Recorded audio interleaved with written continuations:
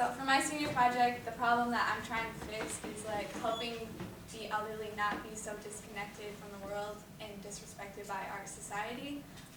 The problems that you see when you go outside is probably like you see an elderly carrying their bags and nobody's helping them, or they don't let them cross the street type of thing. What I see is families are taking the elders that are in their family, and they are just shoving them into nursing homes or just assisted living homes, and they're not really talking to them after they do that. They're just like, I don't want to deal with it type of thing. After some research that I did, I noticed that in traditional societies, what they used to do is they would have the elders live with them. But now in our modern society, they don't want them in their homes, which this creates a lot of depression and anxiety for the elders. So that leads me to my big question: how can we help the elderly not be disconnected from and disrespected by the world? So my inspiration for this was my mom and my 2 elementary teachers. My mom always worked with elderly people. Actually, she just worked at Maplewood, which was an assisted living home. I did a lot of volunteering with my mom, so it made me kind of enjoy being around elders a lot. And I did a lot of cooking for them. I did face painting when their families came in to visit them. It was just a good experience. And my mom taught me how they need to be well respected and stuff like that. My teacher's inspiration, Mrs. Wise and Mr. Blenarchek, obviously they're not Mount Pleasant teachers, they're Beale teachers. It wasn't so much for what my project was going into, they had a big impact on my life, so I wanted to include them on a big thing that I was doing. So what I did is I incorporated their classrooms into helping with my project.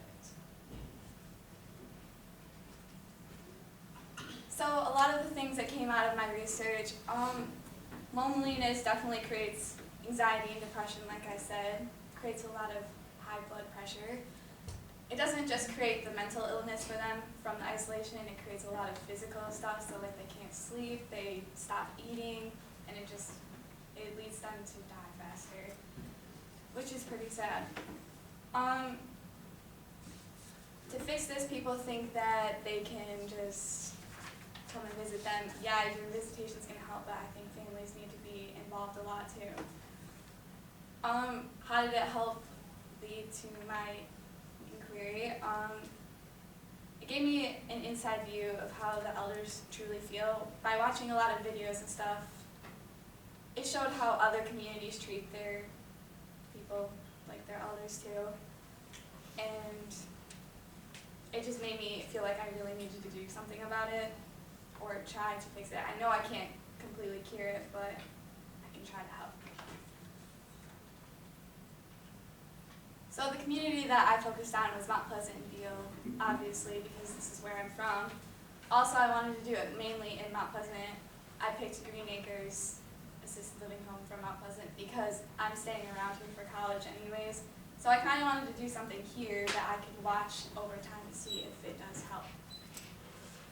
So how I gave back is I went to Beale City and had the classrooms make Valentine's Day cards for them, because nobody's going to do anything on Valentine's Day for the elderly, especially if they are widowed or something like that. So I had them make Valentine's Day cards, and I gave them a speech on what is going on in the society. Obviously they're young, so it was a pretty broad speech, but I gave them why, and I gave them some, that they need to help out in the future, when they get older, there is things that they can do. I gave them an assignment. I had them all make a list of things that they could do to help people.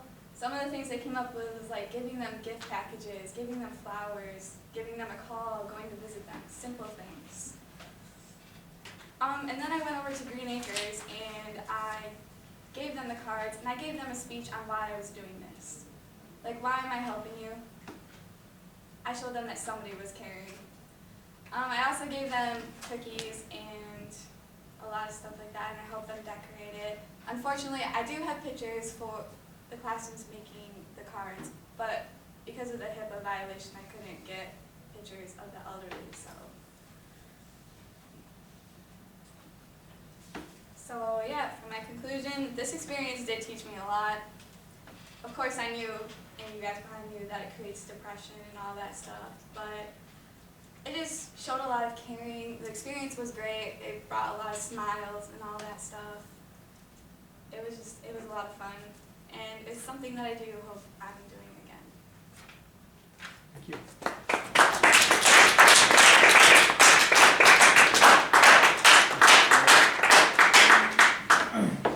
As part of the rubric, Jessica has a couple questions and answer sessions that are going on. So if we get 3 or 4 questions directly about her project for her to answer, that would be helpful to her.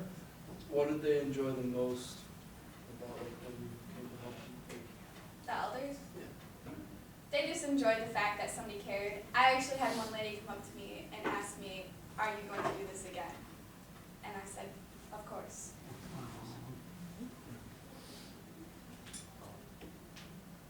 You know, you mentioned that some people just kind of take their elder family members and leave them there and like never really see them again, and I acknowledge that that happens too. There are some cases though, and this is my question, did you notice some cases where some of the elders asked to be put in an elderly home because they didn't want to trouble their kids? Because I asked that because that's one thing my mom has made clear to me about 15 years ago, is she wants to be she doesn't want to stay at home with us and cause and be a problem. She wants to be in a home where she can do the things that she wants to do. Yeah, there was people in there that, of course, they asked to be in there. I mean, when I did volunteering, it's not so much through that project that I figured that out, but when I did volunteering with my mom, I would sit down and talk to some of them, and some of them did say, "Yep, I wanted to be in here," type of thing. And I still think that they need some people to come in and show them that they care. Yeah, absolutely. 2 more questions.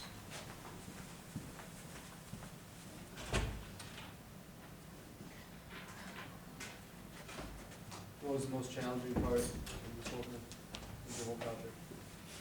Being patient. Yeah.